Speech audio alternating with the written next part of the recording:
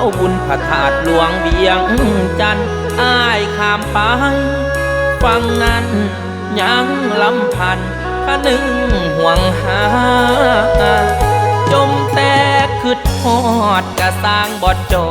ดแผ่นดินได้ว่าอ้ายสิข้ามไปหาแม่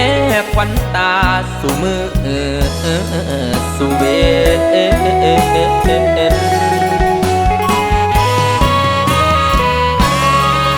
ลาคืดฮอดหลายบ่มีเวนบัดย้ำใส่ลมเย็นพัดข้ามน้ำมาวีละน้องสิคืดฮอดพี่คือจังพี่คืดฮอดน้องแน่บ่ล่ะเจ้าผู้งามลาใจเพราะอยากลอยข้ามน้ำผู้ใหญ่เที่ยวหากันใครแน่แต่มีสะพานเที่ยวหากันก็พอได้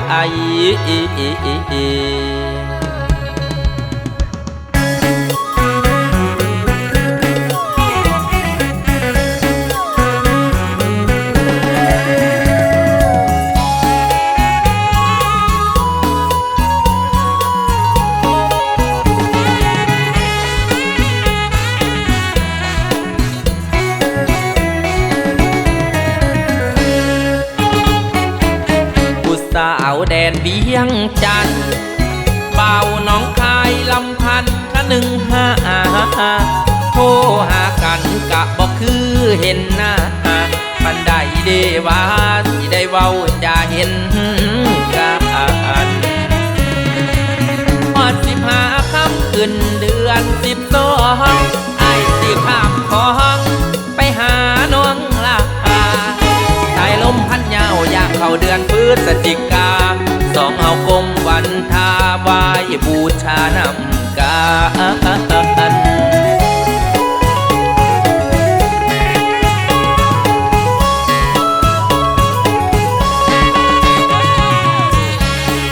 เดือนดาวนั้นเป็นแสงคู่กันและย้ำป้าสว่างเดือนดาวนั้นเป็นแสงคู่กันและย้ำป้าสว่างย้ำขึ้นอยู่ข้างนางนองอยู่เฮียงลมพัดเลียงหนาวเนียงในใจหนาวคักหลายใต้ก็มีนวลนางระหว่างเฮายังกูให้บุญอยู่สมกันอย่าห่างเบาไทยอย่ามาสาวเล่าอย่าห่างอย่าวางทิมหักไปขันว่าในหัวใจอายอยากยับส่วนฝ่ายไปให้น้องเป็นคนตามอยากยับเอาต้นมากเกลือไปให้น้องยอมเสือพอที่เป็นสีดำอยากยาเอาต้นใบมอนเอาไปเลี้ยงมอนให้น้องเป็นคนตำมักดีสาวลาวคนงามบ่ดนสีนำไปอยู่เมืองเวียงจันทน์กะสันน้ำกะแสคงเลี้ยวกะสันน้ำกะแสคงเลี้ยวกะเสียวกะสันใจพี่คิดฮอดอีดีเด้อไม่ปวดดอกลำดอกลำกูดอกลำดอกลำดอกลำเด้อดอกลำดอกลำคืดน้ำนองอยู่บ่บางยืนตาฟังเบิ่งน้ำคงไหลกูเบาไทยกินน้ำแต่เจ้า